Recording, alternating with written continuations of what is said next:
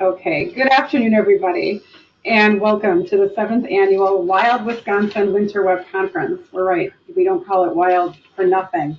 I'm Jamie Machik with the Wisconsin Valley Library Service, and I'm moderating the library leadership track today, and assisting me is the fabulous Jean Anderson from the South Central Library System. And we're so glad to have you here. This is our final session today and in the library leadership track.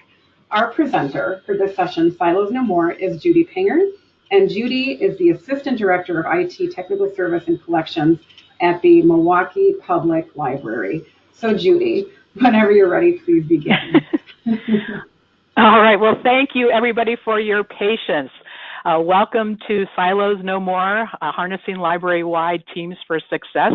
I want to thank Jamie and Jean for inviting me to participate in this year's Wild Wisconsin Winter Web Conference. And just, you'll be interested to know that not only was I having technical difficulties, but we actually had a power surge on top of the technical difficulties, so it was like the perfect storm, but we're nothing if not resilient. Thank you again for joining us. It's very cold and wintry here in Milwaukee. We've had 2 snowstorms in a row. Right now there's about 6 or 8 inches on the ground, but the sun is shining, so that is a good thing.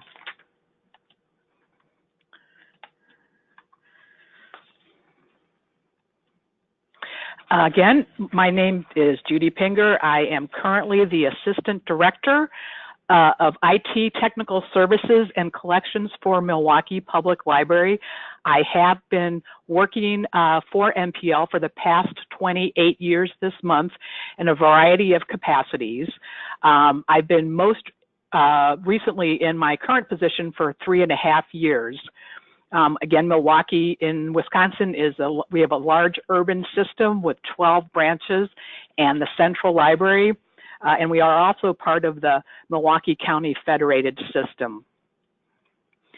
A little bit more about me. First of all, I'm not an expert by any means on the topic of silos, but I have experienced and witnessed several systems over my many years here. The first part of my career was spent as a reference librarian in a collective bargaining environment in different capacities, both in reference room capacity with the business and technology and art and music, but also on the bookmobile and as a children's librarian. So I've had a lot of different experiences during my time. I've been in management and administrative work for about the past 9 years. So that, again, has been a different perspective and leads to a sort of a wide view, wide lens of looking at library service, and have witnessed technical amazement over the past many years, except for perhaps this afternoon. Also, I wanted to state that the topic of silos does not have to be inherently negative. It does tend to have, at times, it's sort of a negative connotation, but silos are very valuable for helping to to bring process to the surface and then help library administration and management strategize on how to reduce them. There's also a place in organizations for expertise and specialization, which could be a more positive use of what could be called or considered a silo. So, what we're going to cover today, I've divided it up into 2 sections. Part 1, we're literally going to look at the term silo and how it evolved, and also how silos can affect library organizations or operations. And then also in part 2, look at how to provide an antidote to the siloing of a department or process. And that is primarily accomplished by harnessing interdisciplinary work teams. Can really work magic when it comes to taking a process and really improving it for the better. Even though I do work in a large urban library environment. The principles of and the examination of silos can be adapted for any size library. It does not have to be a large library in order to take a look at this content. So a little bit of background and history on the term silos. The primary definition that I understand and grew up with was a silo was a tall tower or a vertical structure used on a farm to store grain. And in my case, growing up in southern Ohio, a lot of silos were for storing burley tobacco back in the day. They were a regular part of the landscape, and that was, again, my primary understanding of silos until I got more into the organizational or library definition of it, which is the fourth on this list, a system, process, or department that operates in isolation from others. And that is the definition that we are going to be focusing on today. I thought you'd find it interesting that the actual original term silo was a pit or airtight storage, which was more of a horizontal instead of a vertical structure, and was utilized in 19th century European farming. So that is where the original actual term silo evolved from.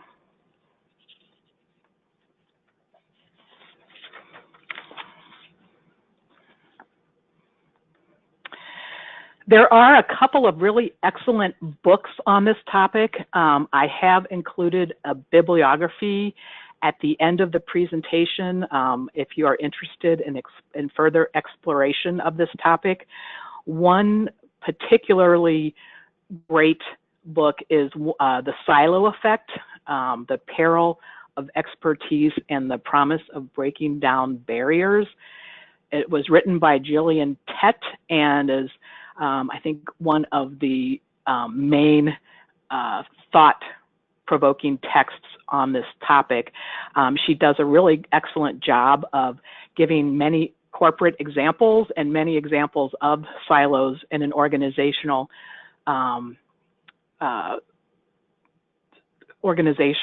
category and how the actual outcomes and how they went to resolve those particular silo situations. Despite Marshall McLuhan's global village analogy from the 1960s, with the world it's definitely becoming more interconnected through technology, silos still exist. So why should we identify silos in libraries? Well, shifting trends have demonstrated that we need as libraries to be able to adapt very nimbly and very pivot-like to the current needs and patterns of our patrons in order to be successful in today's world. It's all about the customer experience.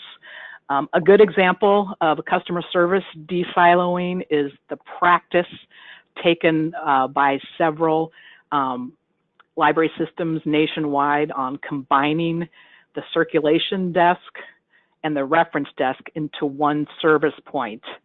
While that may traditionally have not been the case, with circulation and reference being two very different practices, to combine them into one service point where patrons can interact in one place and not have to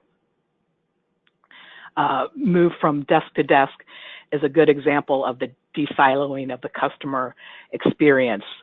Also in libraries, by looking and identifying silos and then working together to reduce them, it reduces duplicative workflow, therefore saving both time and money to the organization.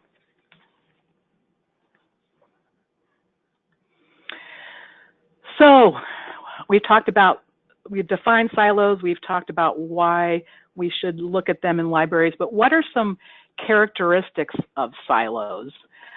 One characteristic is that a silo can be the outcome of sort of a bureaucratic setup of a library where the departments do not communicate with each other, sort of as the way the structure has been set up.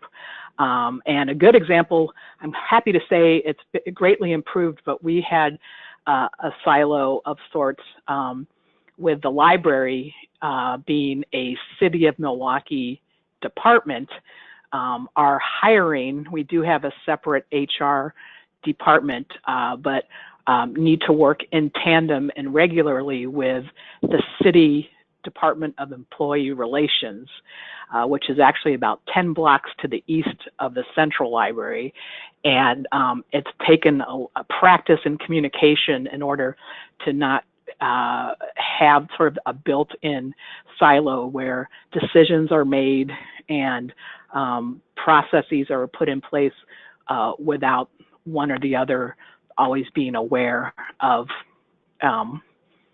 what's going on in each department. So when you're in a city hiring situation and also reclassifications, all those sorts of HR topics, it can be challenging by having two separate departments who are not even in the same building trying to work through some of these basic principles. Another characteristic of silos is the fragmentation, where if there's departments that are not talking to one another, there tends to be a loss of innovation and creativity. There's not that sort of spark going on that can help to get ideas moving forward and create innovation. Jillian Tett has a great example of that. She talks about the Sony Corporation in the 1970s and the 1980s. Sony at that time was the behemoth of consumer electronics and had the huge market share with both their Trinitron colored TVs and the Sony Walkman technology, which they introduced. That was the first portable stereo, if you are old enough like myself to remember back to those days. So Sony really did own the market at that time. So by the time the 1990s rolled around, Sony was huge. And when a new CEO came on board, he decided to subdivide Sony into 25 separate sub-companies, which initially proved to be a successful experiment, but then actually over time, those individual sub-companies became siloed as they became more competitive with each other, and that sort of innovation, creativity piece was lost. So what ended up happening was Apple Computer came along in the 1990s and the 2000s and sort of wrenched the dominating market share out of the hands of Sony. So that is a good example. So how do we identify a silo? Silos often emerge when a need for knowledge transfer is unmet. I have a couple of good examples from my organization on that note. We've had a long tradition of employees really literally being in their exact positions for many, many years, often many decades. And so when that incumbent employee retires or leaves city employment, there's often the identification of a silo because that person has most of that information that they've gleaned over many decades in their head and not really captured anywhere procedurally, and or there might not be another person on the staff of the library that is able to or is aware of exactly what the practices and procedures of that position was. So there literally can be a silo ID identification at a handoff in some cases from one employee to another. Also, silos do not have to necessarily be people. There are also technology-related silos, and we have a good example of that in the 1970s to mid-1980s here at MPL. There was a robust program of marketing going on with public service announcements, television programs, all kinds of really rich of the moment content being created by MPL, but was saved at the time to the state-of-the-art technology, which was the old Betamax VCR setup. So we ended up unearthing dozens of Betamax tapes that were, just by nature of not being able to review them, creating a silo of knowledge in that regard. So we have since had them digitized very recently. They are now in digital format, and we hope to release them to our YouTube channel later this year. So there again is the de-siloing of a technology that was creating a bottleneck. Another silo currently that we've identified at our location is the staff schedule. There are currently 3 different public service schedules for branches, for central library, for circulation, and they are completely siloed from one another. If you are not stationed in one of the other groups, there is not a good way to find out who or where that person is scheduled. So the way to de-silo this situation is to take advantage of newer technology and employ a scheduling software program that will then enable all schedules to be readily available to all who need to be aware of them. So stay tuned as we explore that silo resolution. So as I've mentioned before, traditional library structure has often sort of been siloed by design, not again necessarily large institutions, but libraries of all sizes. Structure has traditionally encouraged sometimes separate entities, you know, whether sometimes it's as easy as administrative silo, public service, and technical services being very separate from one another.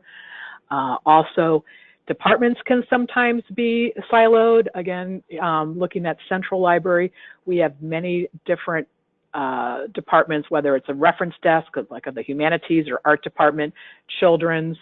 The branches sometimes sort of islands of themselves, and even our facilities team, our facilities and fleet team that does the maintenance for the system, we ended up de-siloing them several years ago when we found there were so many questions that were being asked of the maintenance staff, like when is this elevator going to be serviced? Do you have a plan for when these air handlers are going to be replaced? And patrons are complaining about this walkway. That type of information was not being shared in a way that was satisfactory. So we ended up having the facilities manager attend the monthly public service manager's regular meetings in order to exclusively share facilities updates and then answer questions from the public services staff and managers. And that ended up really helping to, again, de-silo that particular topic and structure and give a voice not only to the facilities team, but to the public services team to share information. A silo can also be one person. we've mentioned that, I've alluded to that before. I have an example of that.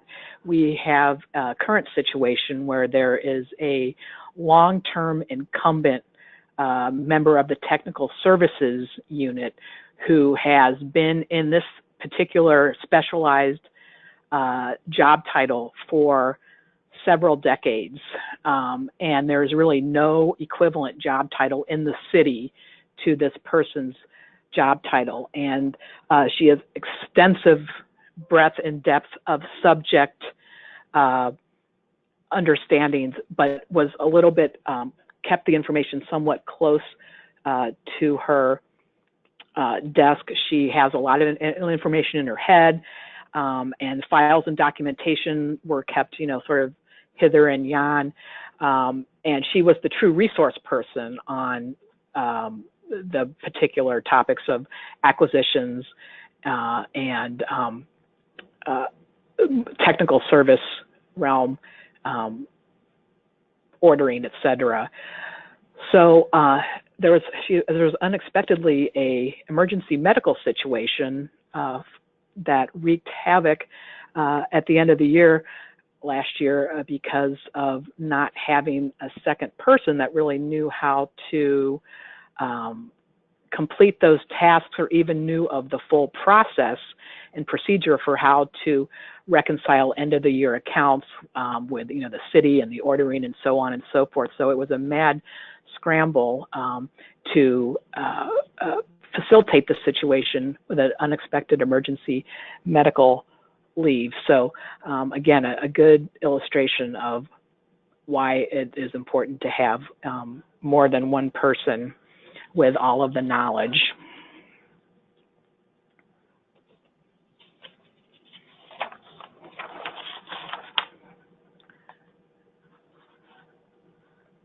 Okay, all right. Silos are also not necessarily negative. Subject expertise can be very valuable in many circumstances. We do need specialists in order to help us create order in a very complex world. So a good example, our library IT department is very specialized, and so technically they are or could be considered a silo given the security needs and the highly complex work and special certifications that they need in order to keep our network and our IT operations safe. Also, our payroll and human resources departments are two other examples of what could be considered a silo, but a very necessary silo. And these departments, we do encourage, I know I do supervise the IT department, and we try really hard to make sure that they are out in the library NPL world, serving on committees, serving as consultants, making sure that they are front and center when it comes to participating on teams to help provide clarity for IT operations. So we've talked the first part of our discussion today about defining characteristics of silos, examples of silos, how they sort of came to be about in a traditional sense.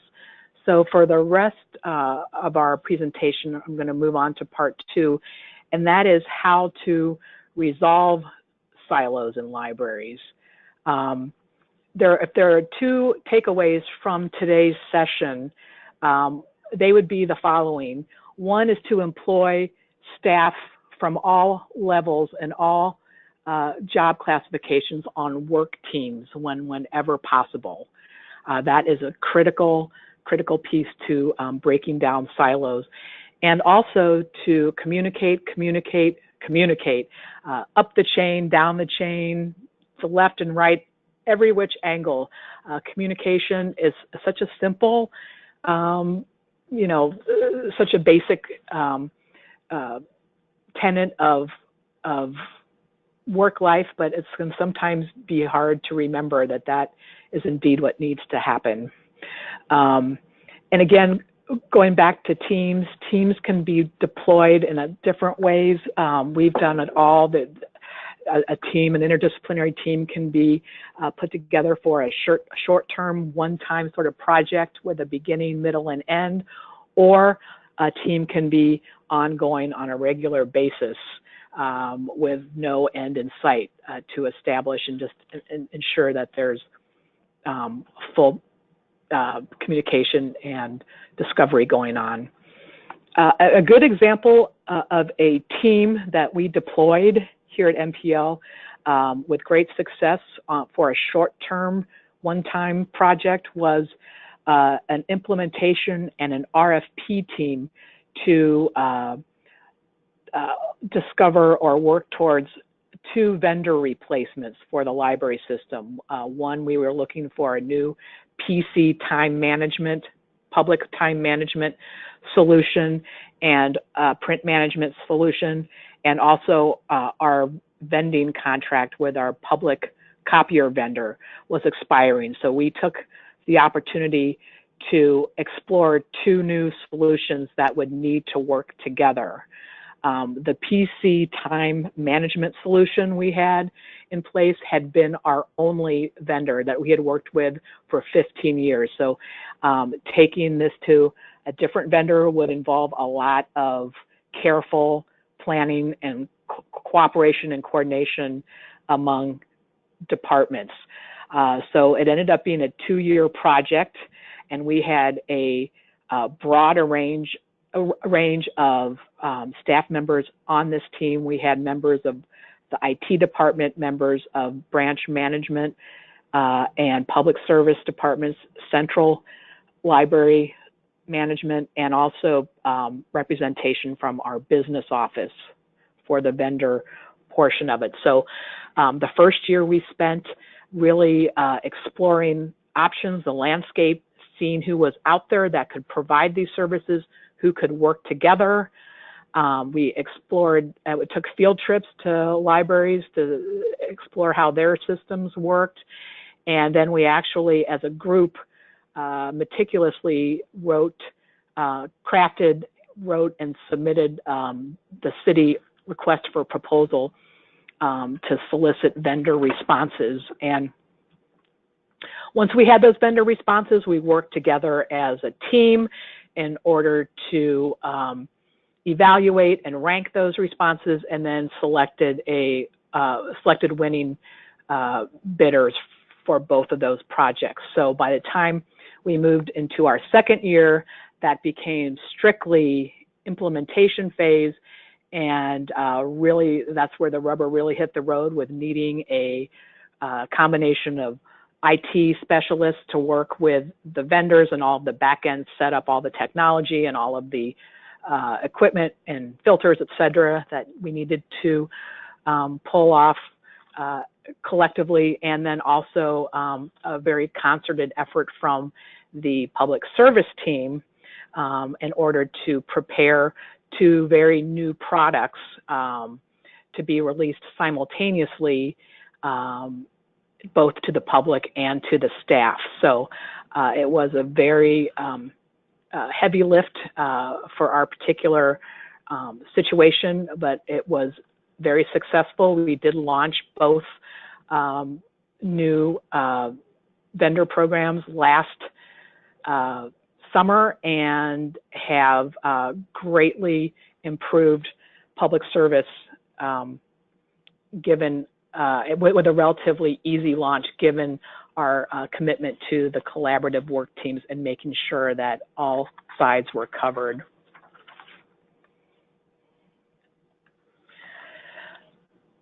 Another good book on the topic of silos is Heidi Gardner's Smart Collaboration: How Professionals and Their Firms Succeed by Breaking Down Silos.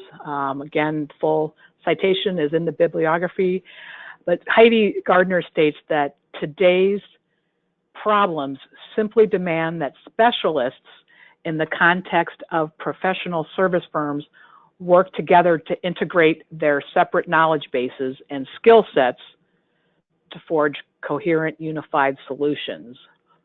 And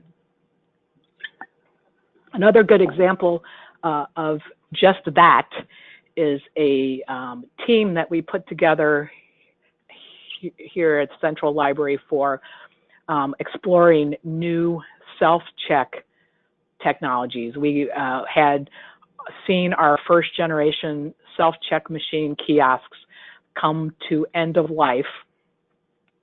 And while successful, the numbers or the metrics of usage was not really meeting expectations.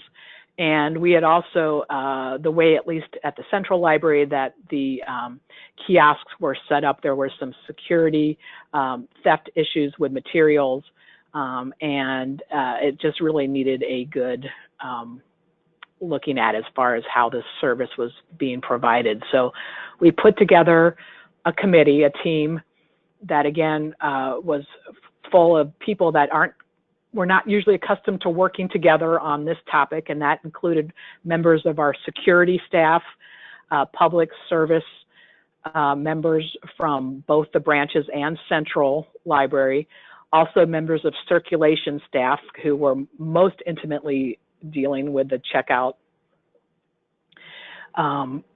situation, and also, again, members of IT.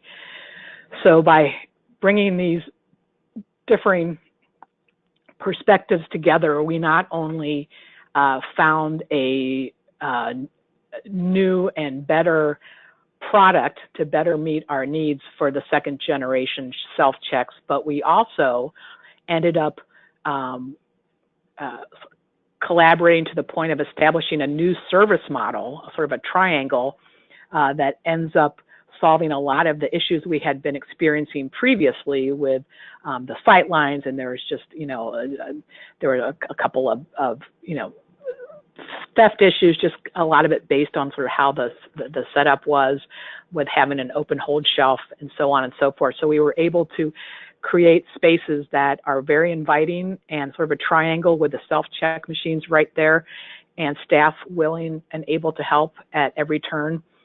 And the ultimate outcome was that our loss ratio went down to 0 and our self-check numbers ratcheted up. People found that this particular layout, patrons, they were more comfortable to explore self-check if they had not done so before. So we have taken this model into other locations and branches as their self-checks come due for replacement. And again, without the collaboration of all of those stakeholders working together, I am convinced that this would not have been the success that it was.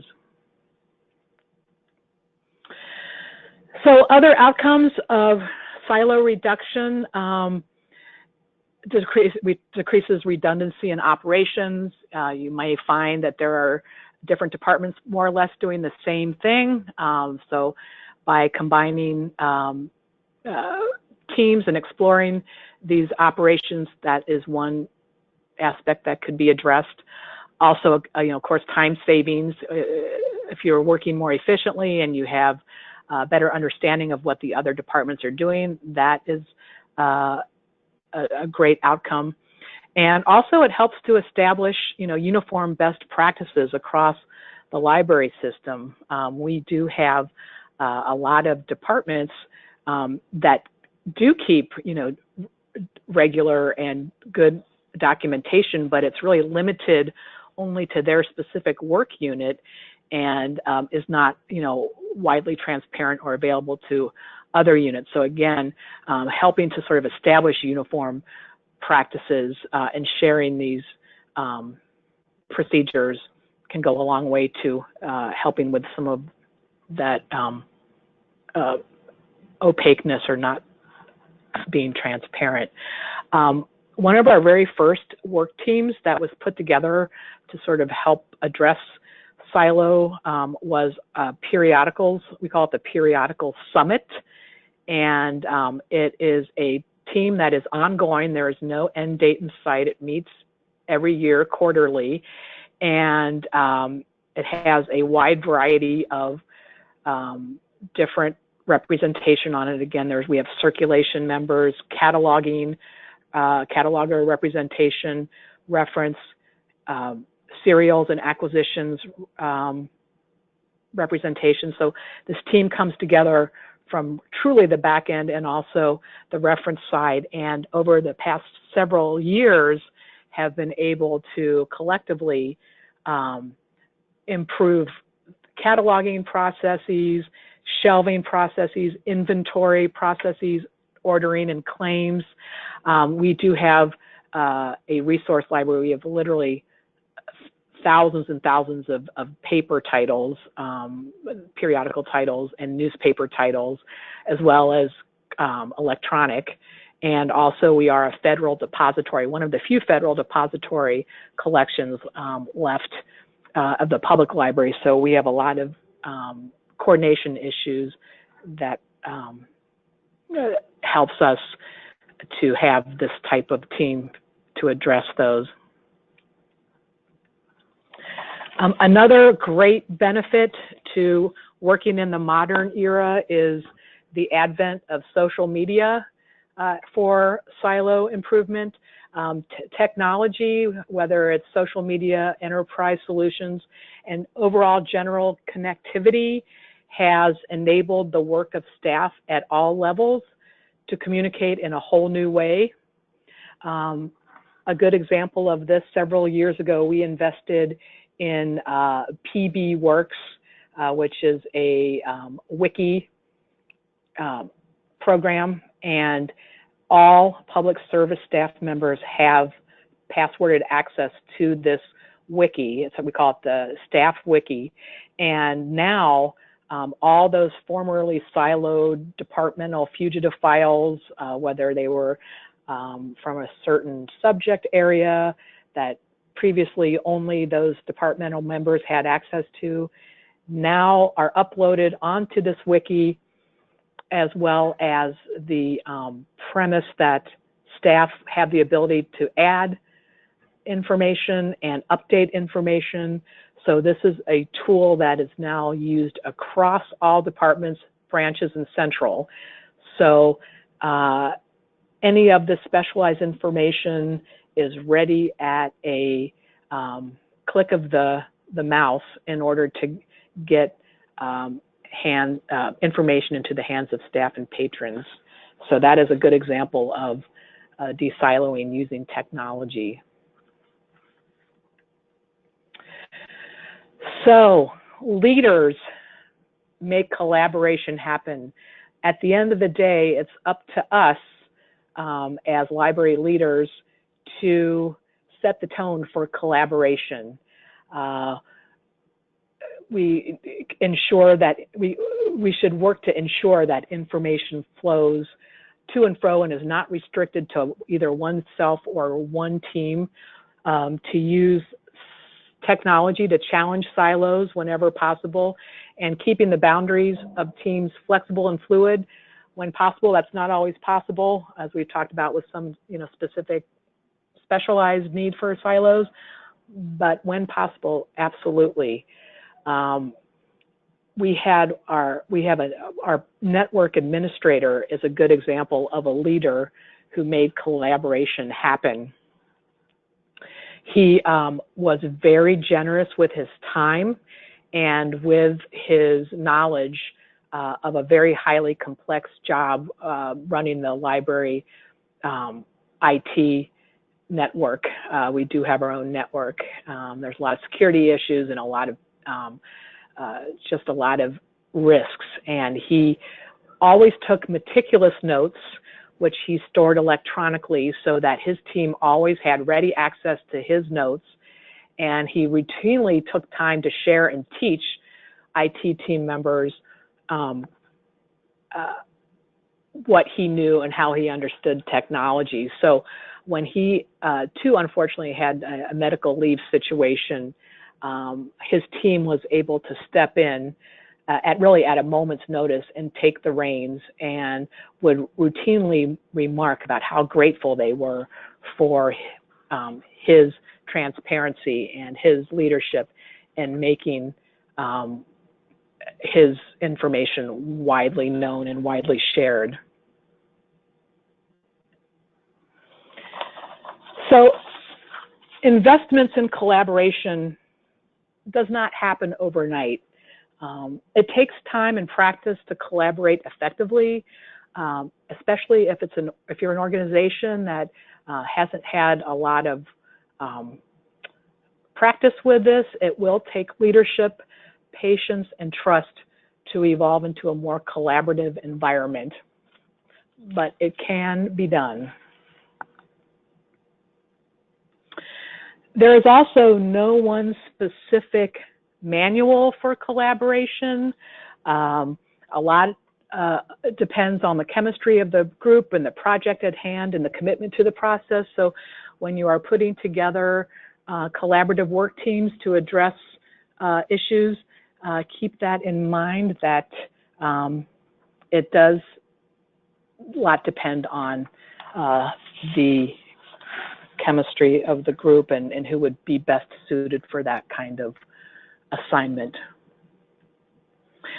So we are coming to the end of part 2. Again, I do have the bibliography here, which will be available to you should you choose to explore this topic in more detail. And at this point in the presentation, I'd like to invite, if there are any questions, comments, or thoughts on this topic, I would be happy to entertain them. Thank you, Judy. And as we've mentioned throughout the day, the slides and the recording of Judy's presentation and all of the presentations will be available on our website by Friday, January 25th, if not before then. Judy, one of the questions that came in is that how do you share that information, when the expertise is with that one person who has been around in the library forever, especially if you run into a situation where that person might be reluctant to share the information. What are some tips to help with that? That is a really, really good question, and a very real question. And I've encountered that quite a bit in recent times. And I think I found the best tool is to just be very genuine and open, with the person and try to assuage their anxiety, explaining that this is a process that is, we just need to understand on a more global level, exactly what they do. And it is, part of the process of, working together that we share those types of, share those practices together. But that being said, it's not always an easy thing to do. And I found, again, that be very patient, it's not going to necessarily happen overnight with one conversation, but to just sort of gently keep broaching the topic, and sometimes giving an assignment like, could you capture this particular practice for us within, this amount of time, and get them to, really break it down into steps to sort of coax a bit of it, very specifically, as opposed to hoping that they're going to turn over their staff manual, in one day or whatever. So it's a delicate situation. It really is. And sometimes it takes, it takes that, especially if it's been many, many years, it does take, that person to retire, or to have, other, pieces introduced that sort of force the hand sometimes a little bit, as far as improving practices. So I hope that helps. Yeah, absolutely. So you're coming from a standpoint of working at Milwaukee Public Library, a large library and a large staff. Yes. How can a staff of, let's say, 5 or 10 people at a smaller library work to find the time, I guess, and create some of these processes to break down some of these silos? Mm-hmm. Yeah, it definitely takes a commitment, and I would say, my experience, a relentless commitment to keeping it front and center. So if it's if it's a topic that would involve, if it's a topic that even a small staff could all get together around and just create, I would just recommend creating the time and maybe have it even be a regularly scheduled time to make sure that everybody sort of checks in for that particular moment, whether it's, again, we've had quarterly meetings. It doesn't have to be every month, but just a regular schedule of time that's carved out to work on these issues. Yes, thank you. So another question is, so you touched a little bit on the leadership, how it is our role as library leaders to harness these teams, and which is why this topic made sense for the leadership track. What happens though when it's the leader of the library who's creating these silos and not in a good way? What can you do as a staff person or as someone reporting to that leader? That is a really, really good question and observation, and that's very true. If you have a siloed series of leaders or administrators that are not necessarily talking to one another about these issues, then it's really, it's going to just then move right on down the line as far as sort of supporting that siloed culture. So change really does, in a way, have to happen at the top. And that I know is a lot easier said than done.